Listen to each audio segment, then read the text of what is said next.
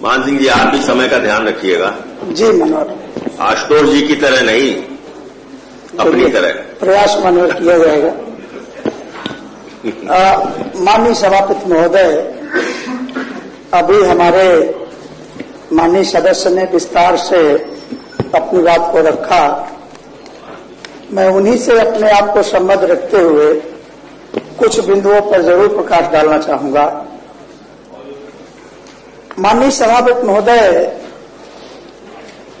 अक्सर लोग शिक्षा के बारे में जो बातें कहते हैं,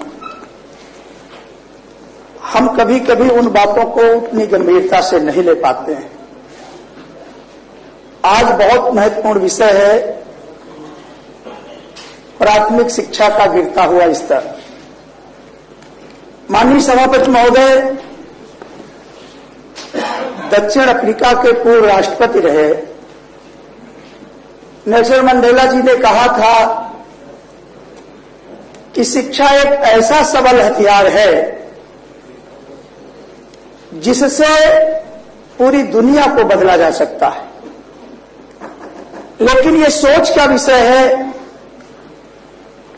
कि आखिर उस हथियार की धार अपने प्रदेश में क्यों कुंद होती जा रही है। और जब इस पर हम प्रकाश डालते हैं तो कहीं ना कहीं ये सरकार की विफलता है, जिसकी वजह से हम शिक्षा के गिरते हुए स्तर को कारक मान सकते हैं। माननीय सभापति महोदय, आज जो प्राथमिक विद्यालय ग्रामीण इलाके में संचालित हो रहे हैं, ये तथ्य किसी से छिपा नहीं है। उन विद्यालयों में वो गरीब किसान मजदूर का बच्चा पढ़ाई करता है, लेकिन जहां एक ओर यह कहा गया है कि हम उन बच्चों को शिक्षा मुहैया कराने के लिए 1 से 2 किलोमीटर के बीच में विद्यालय की स्थापना कराएंगे, वहीं अभी हाल ही में सरकार ने एक तुगलकी फरमान जारी कर दिया था और जिसमें 27,000 प्राथमिक विद्यालयों को बंद कराने का एक आदेश निर्गत कर दिया गया था। लेकिन जब संगठनों का माननीय अखिलेश यादव जी ने भी उसको ट्वीट किया तो सरकार बैक फुट पर आ गई। माननीय सभापति महोदय, आज पूरे प्रदेश में यदि हम प्राथमिक शिक्षा की बात करते हैं तो लगभग 80% भार जो अपनी कंधों पर उठाए हुए हैं वो कोई और नहीं, वो शिक्षक। प्राथमिक शिक्षा का जो ये भार है उसकी नींव कौन है? वो है शिक्षा मित्र। लेकिन शिक्षा मित्रों को दोहरे मापदंड के आधार पर देखा जाता है। मैं कुछ बातें जरूर कहना चाहूंगा।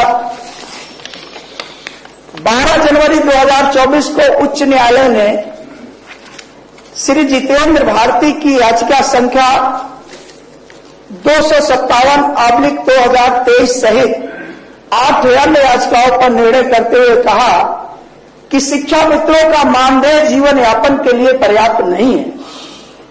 सरकार हाई लेवल कमेटी गठित कर 3 माह में महंगाई सूचकांक के अनुसार निर्णय ले।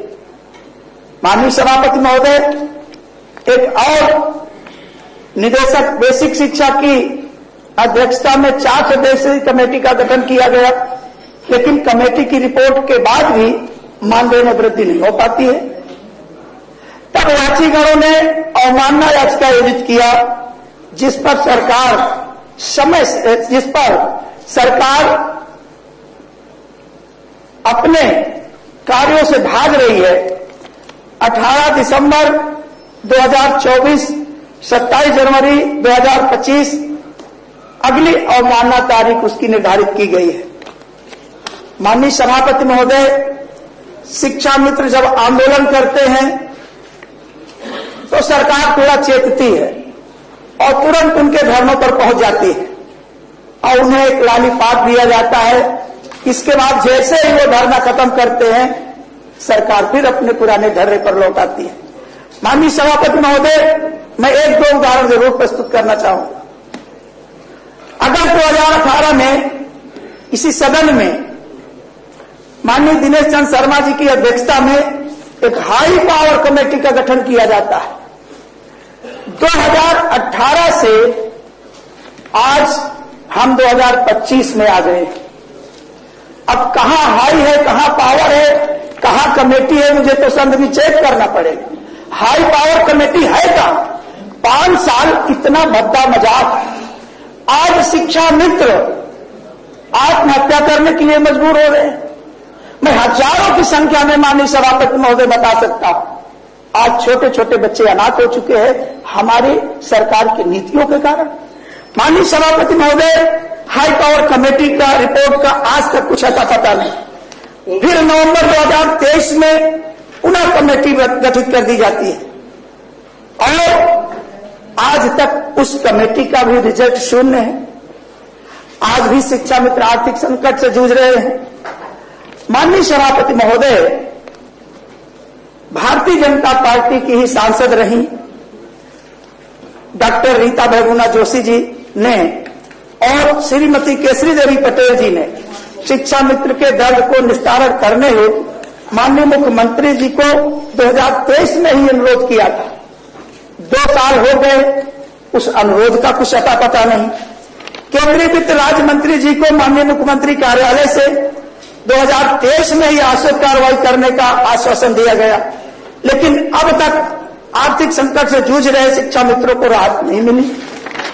माननीय सभापति महोदय, मैं एक दो बिंदुओं के बारे में और कहना चाहूंगा कि अपर मुख्य सचिव श्री दीपक कुमार द्वारा 28 जून 2024 को शासनादेश संख्या 14/14/7/3-2043 उधर भी देखिए 7 मिनट हो गए। माननीय सभापति महोदय, ये इतना महत्वपूर्ण विषय है। आए दिन हम लोग पेपरों में पढ़ते हैं कि हमारा शिक्षा मित्र आत्महत्या करेगा। सब विषय महत्वपूर्ण है माननीय सभापति महोदय, सारे विषय महत्वपूर्ण है, लेकिन जो ललिता क्रम तय होता है, जो व्यवस्था आप ही लोग बनाए। जी माननीय सभापति महोदय, मैं ये चाहता हूं 5-5 मिनट बोलेंगे तो लोग। माननीय सभापति महोदय, चलिए आपके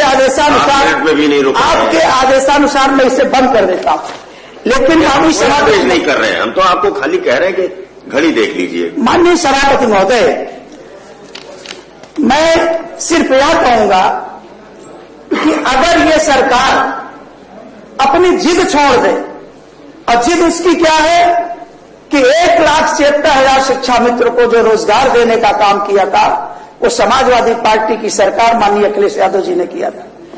इस दोहरे चश्मे से देखने की जो इनकी आदत है, अगर वो चश्मा बदल दें तो इनको दिखाई देने लगेगा कि आज वह शिक्षा मित्र जो प्राथमिक शिक्षा की बुनियाद है, उसके बच्चे अनाथ हो रहे हैं। माननीय सभापति महोदय, सर्वोच्च न्यायालय